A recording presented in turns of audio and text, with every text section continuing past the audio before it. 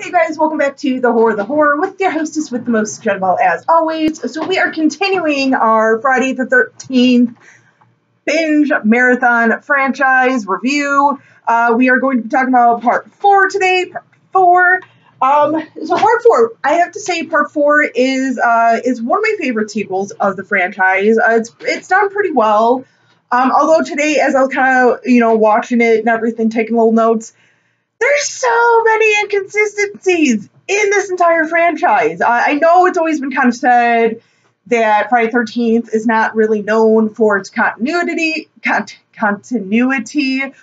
but I am just so totally noticing it while doing this franchise review. So, but no worries. Like I said, I love this. I shouldn't say love, but I do really enjoy this the sequel and everything.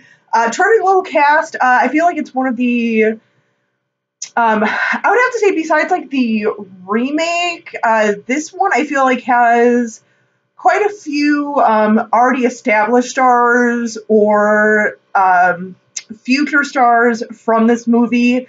Perfect example, future stars, Corey Feldman and Crispin Glover, both of which obviously, Corey Feldman I know was in this movie and Gremlins within the same year. Following year, he did Goonies, did a ton of different stuff, just a lot of different things that guy did. Crispin Glover, same thing. I think the very next year he did Back to the Future, has done a ton of movies himself, Teachers, the remake of Willard and everything. So another really accomplished actor. But the ones that were already the stars of the movie, or established stars, were Peter Barton, which is he's from Hell Night and the Powers of Matthew Starr, who actually that show apparently also had Amy Steele from Friday Part 2. Nice little tie in there. And then also Lawrence Monahan, who we also know from some of you youngins who may not know this movie, The Last American Virgin, one of those kind of kooky 80s movies, sort of like Porky's. I don't think it was quite as Porky-esque as it was, but I'm just saying, it kind of along the same lines and everything. So those are kind of our stars and everything. So in this one, obviously, part 4, we're introduced to the Jarvis family and the Tommy Jarvis character.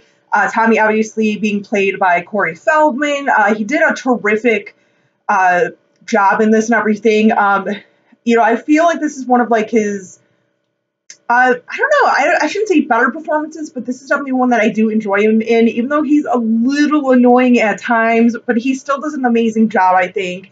Definitely holds his own, especially at the end and everything with that machete. Such a brilliant actor. So I'm just saying. And this actually also, as part 3 did, this pretty much follows the day or two after the events of part 3 and everything. They're literally picking up the Jason's body from the barn from the night before, from what Chris had done in the previous installment and everything.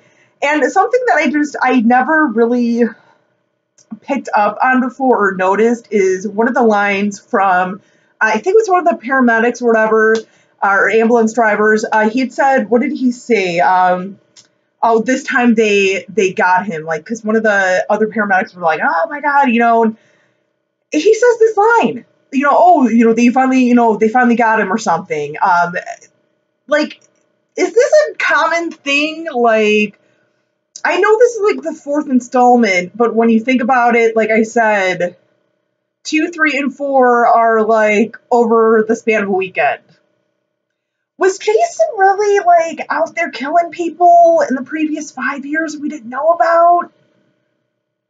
I'm thinking there's some fan theories out there, or we need to start doing some more fan theories about that, because I'm just saying. But I know this one does, a lot of people have said certain things about this movie and I know even Joseph Zito, our director, who also directed The Prowler. Go watch that one. That's a good little slasher movie. But I know even Joseph Zito has admitted that, like when he was reading the script or whatever, looking at the script, he even said it felt like this wasn't really taking place a couple of days after the previous two. It seemed like a couple of years after. And it does. I mean, the whole setting and everything, the way certain characters are in here and everything, it does kind of seem like it's at least a few years after the events of the previous two films. Perfect example is Rob, the Rob character. Sorry, you guys, I actually was taking some notes today on this, so that's why I keep looking down. But the Rob character, who is near this, like these cabins and everything in the woods, looking for his sister Sandra, who's been missing. Like, props to him for being, a big brother and being concerned about his sister. I'm not sure if my brother would do that. I think he'd be like, whatever, dude, she's an adult. But he's out there. He's like, oh, I'm hunting for bear. But we come to find out he's looking for his sister Sandra from part 2, the one with the shish kebab scene in the bed. Now, even he seems to be like, hunting, and he knows all about Jason too. He automatically assumes, okay, it's gotta be Jason, gotta be Jason. If this is 2 days after your sister has gone missing or you haven't heard from her, how the hell do you know about Jason? Jason, for all intents and purposes, has been pretty much known to have been dead for years. He died as a kid. He is no longer. Why is he suddenly a thing and he's an adult and he's alive and it's like everyone's okay with that? Like, no one's questioning that. I'm sorry. I feel like I'm getting a little heated on this. I am. I'm not hating on this movie though. Like I said, I do enjoy this this installment and everything.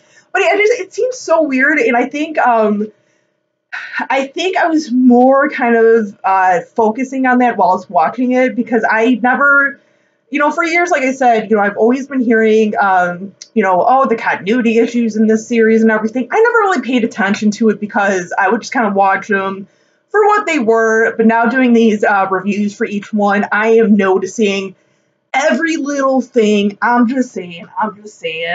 But whatever. But just little things like that it does seem like, it doesn't seem like it's within a few days. It seems like a few years later, even though the movie starts up at the exact moment pretty much of the ending of the last one. So, something else too that I noticed about this. Obviously, we know Trish Jarvis, the sister of Tommy. She's the final girl. There is another girl in here that every time I watch this, I always feel like she could have been potentially like a pretty good, decent final girl. There's something about the actress. I did not look up the actress's name. I'm sorry, I should have. But the young lady who played Sarah, like I always felt like there's some sort of like innocence about her, a little bit of naivety. But of course, she got her cherry popped by her boyfriend, so she had to die. But there's something about her. Like I said, she's just a very likable. There's a quality about her that I feel like had that potential to be a good, strong female character.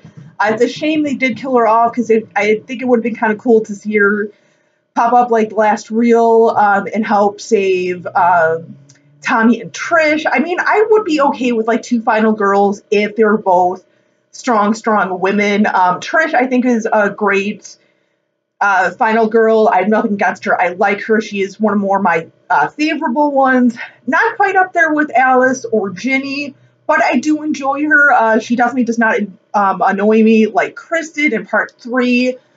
But it's a shame. It's a shame that she did end up dying. And as well did Rob as well, which his death was a little, the way that they were setting him up throughout the movie of being this like, hunter and everything and very strong, like he's a survivalist, just like Jason. He went down like a bag of bricks. Like, really? You're going out there trying to save your sister and you failed epically, dude. You didn't even put up a fight, Rob. That's why I didn't like you. You look like you're 50, okay? Are you sure she's your sister? But anyway, enough of that. Enough of that. The ending, of course, obviously we see Jason pretty much get beat up by this little, like, 80-pound, 10-year-old kid that's, like, 4 feet tall. Like I said, Tommy, Corey Feldman, put up a great fight with him. I thought he was, he was pretty convincing with that. Gets him right in the head, pretty much, stabs him in the brain, basically. He's sliding down the machete and everything. I think that would have set up the series very well to end the series. It would be a really good, satisfying death for Jason and everything. And this, I know, was supposed to be legitly the last one. I mean, they even had Tom Savini come back to work on some of the special effects and everything. Just to, give him a little bit of respect to, kind of go ahead and kill this monster that he created. But, of course, like everything, we had more sequels, some of which we really didn't need, which we will still get to, don't worry. But no, like I said, I mean, if this would have been the last Friday the 13th movie, and we didn't have all the others that we have today, like I said, I think it would have been really good, even with sort of some of the continuity errors and everything and issues, such as, it's really not Friday the 13th, it's more like Sunday the 15th and Monday the 16th. I would be okay with that. I really would. I feel like, Friday the 13th, it could be the entire weekend. Jason going out, having a little fun, having a little binge murder party. I'm just saying. But no, those are my thoughts on part 4. What do you guys think of this movie, of this installment and everything? Do you guys like this one? Once again, what are your thoughts on the final girl? Did you enjoy Chris? Did you enjoy Trish? How does she rank so far among our final girls that we've had so far between Alice, Ginny, Chris? What did you guys think? What did you guys think of Rob? Like, did you guys think he was set up pretty strongly and then just kind of his death kind of fizzled out? What do you guys think? Let me know in the comments. As always, you guys stay creepy, classy, and a little bit sassy.